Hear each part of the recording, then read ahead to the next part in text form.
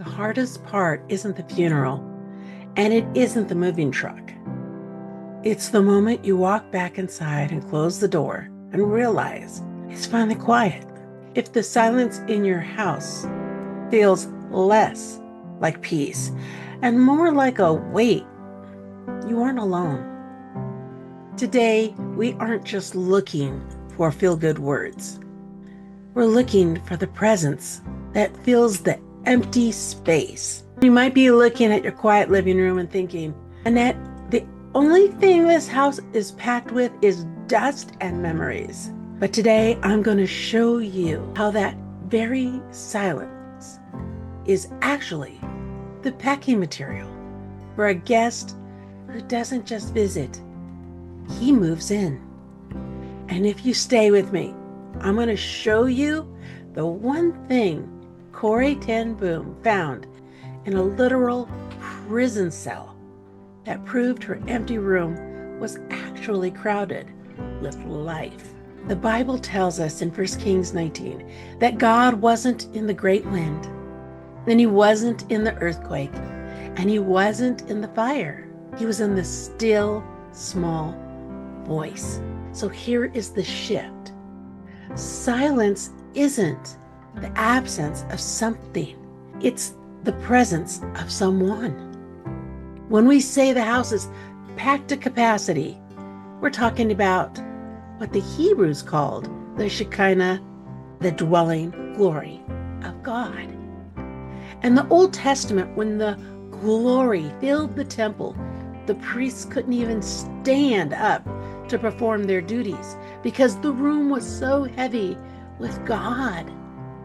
Imagine that in your living room today.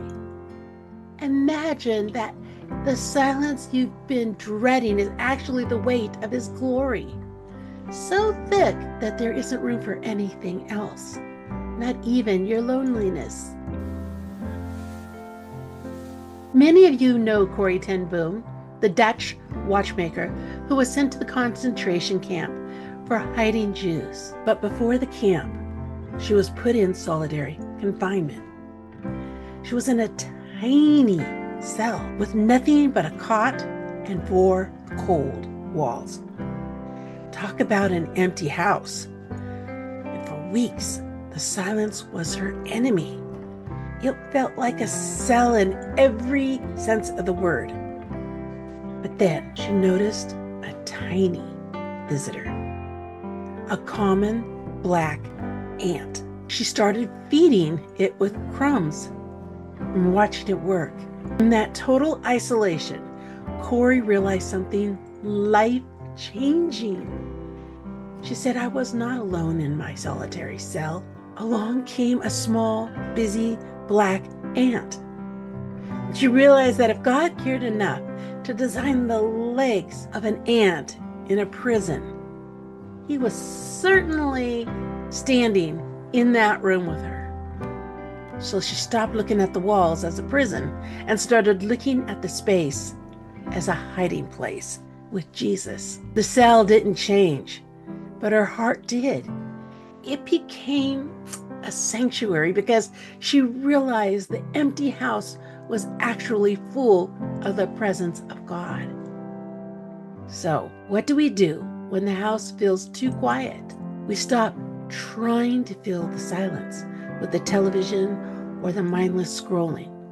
Instead, we need to acknowledge the guest.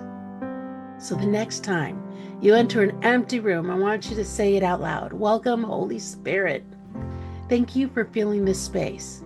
And when you treat the silence like it's a person instead of a problem, your home will stop being a cell and start being a sanctuary.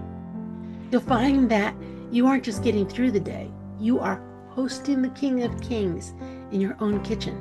I know the pain of a quiet house isn't something a 3-minute video can fix. And some of you are looking at a chair that's been occupied for 40 years, and today it's empty. No amount of busy work or cleaning the kitchen for the 10th time can fill that void. It's a real physical ache. You might feel like you've prayed every prayer you have left. You have prayed for the grandkids. You've prayed for adult children, and you've prayed for the church, and now you're just tired. If you're in a place where your silence feels heavy, I'm not going to ask you to jump for joy today. I'm asking you to take one baby step.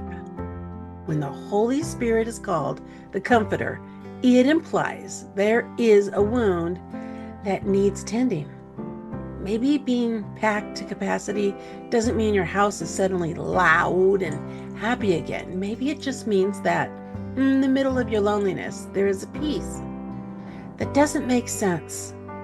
A guest who's willing to sit in the quiet with you, not just telling you to get over it. He isn't offended by your weariness. He's drawn to it. I don't want to ask you to type a big message today. If you're feeling that weariness, if you're just taking that first baby step of trusting Him with your quiet home, would you just tap the button or leave a single heart in the comments? Think of it as a signal fire. It's your way of saying, I'm here, Annette. I'm tired, but I'm still here. And when I see those hearts, I'll be praying specifically for the peace that passes understanding to guard your heart. Remember, because He lives, it does change